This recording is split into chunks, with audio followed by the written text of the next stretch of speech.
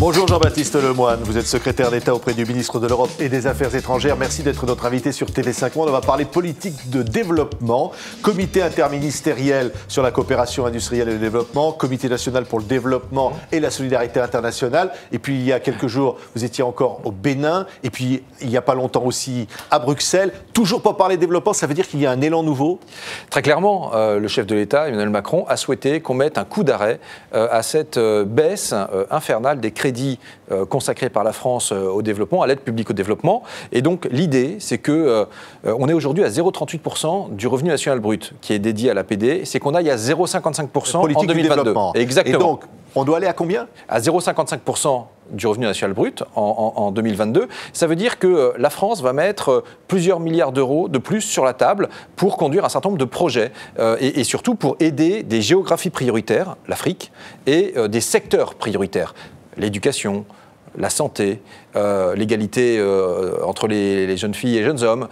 Et donc, si vous voulez, on avait besoin de cette boussole, parce que le chef de l'État avait indiqué le cap. Et donc, cette boussole, ça y est, elle a été construite. Nous l'avons construite aussi en partenariat avec des parties prenantes, comme les ONG, comme les collectivités locales, au sein d'un Conseil national du développement et de la solidarité internationale. Et le Premier ministre, le 8 février, a réuni tous les ministres concernés. Et nous avons donc acté cette feuille de route pour les prochaines années. Et cette feuille de route, si vous voulez, elle est ambitieuse parce qu'on voit bien que l'Europe et l'Afrique, nos destins sont liés.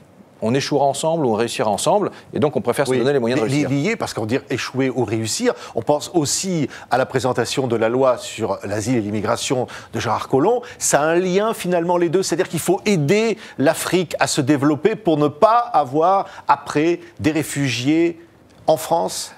Le calendrier fait que nous avons les discussions de façon concomitante. Mais l'aide publique au développement, elle n'est pas conditionnée et elle est inconditionnelle.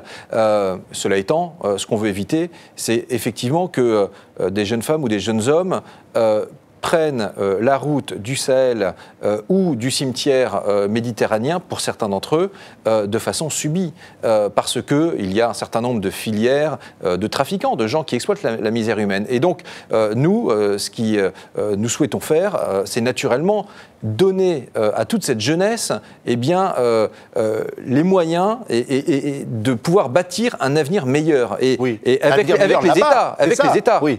Là-bas, c'est-à-dire leur avenir est là-bas.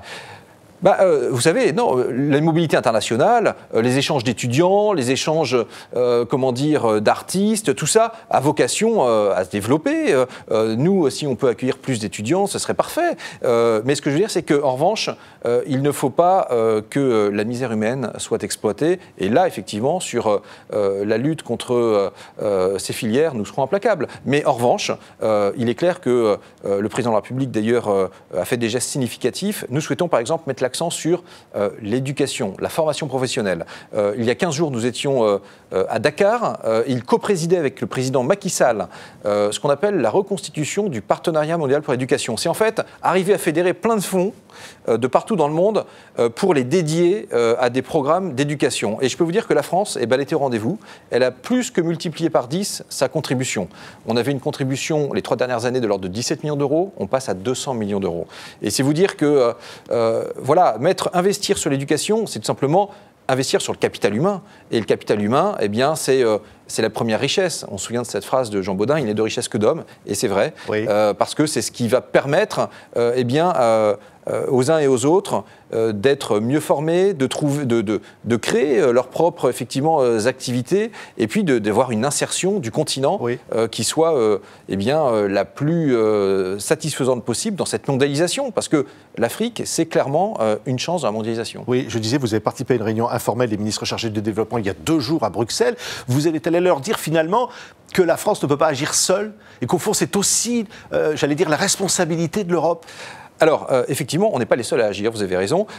L'Union européenne a également un certain nombre d'outils, d'instruments. Et le message que nous avons porté, c'était de se dire il faut mettre la priorité sur les pays les moins avancés, ceux qui ont vraiment le plus de besoins. Et donc, c'était un message très clair parce que certains pays de l'Union européenne ont tendance à vouloir orienter cette aide vers des pays à revenus intermédiaires. Mais ces pays-là, ça y est, ils sont déjà sur une pente ascendante. Et donc, on le voit, nous, ce qu'on souhaite, c'est mettre l'effort sur les PMA, sur la bande sahélienne. Il y a demain, d'ailleurs, une réunion du G5 Sahel à Bruxelles. Ça sera l'occasion d'aborder les deux aspects. L'aspect sécuritaire à travers le G5, et il y en a bien besoin parce que vous avez vu encore les escarmouches qui ont eu lieu il y a quelques jours, et puis 2 soldats français qui ont été tués hier et à qui nous rendons hommage. Et puis l'aspect également de l'Alliance pour le Sahel, c'est-à-dire des programmes très concrets pour aider au développement agricole, pour aider, encore une fois, à la formation, pour aider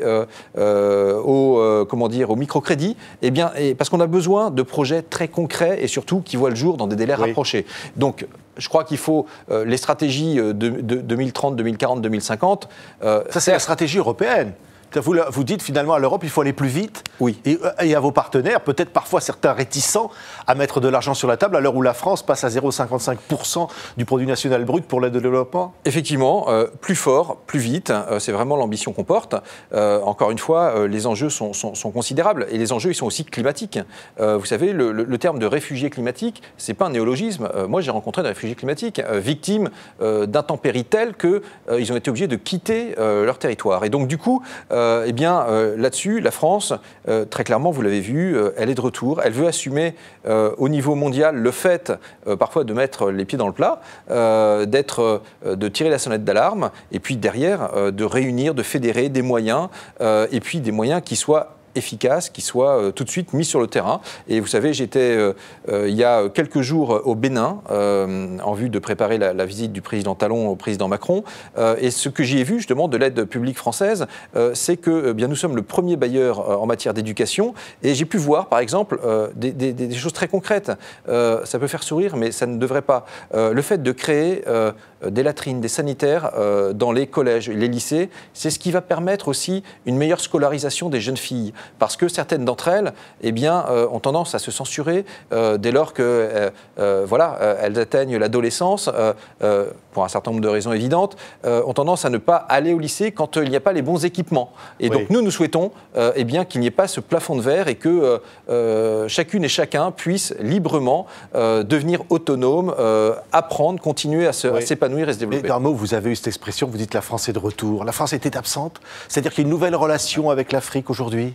En fait, depuis 10 ans, la France avait laissé son aide publique au développement diminuer. Et malheureusement, il y avait de moins en moins d'aide bilatérale de pays à pays parce que les crédits étaient rognés. Et donc, aujourd'hui, nous assumons le fait de mettre 1 milliard d'euros de plus sur la table en 2019 en projets. Et ce sont des projets qui vont être massivement orientés, encore une fois, vers le continent africain, de l'ordre de 80%, et puis en dons aussi. Parce que vous savez, l'aide publique au développement, il y a une composante dons et une composante prêts. Faire des prêts, ça veut dire aller plutôt vers des États qui ont un endettement raisonnable, et donc des États à revenus intermédiaires. Et donc, on a besoin, pour aider les pays les moins avancés, de faire des dons. Et donc, la France, elle va être de retour sur cette composante dons qui malheureusement avait un peu disparu. Oui, encore un mot, vous avez rencontré le président Weah, nouveau président du Libéria, pays anglophone, mais néanmoins la francophonie doit avoir une place plus grande. Bien sûr, le Libéria, qui a connu cette alternance démocratique et c'est à saluer, est un pays anglophone et on connaît sa relation historique avec les États-Unis. Pays créé il y a plus de 175 ans.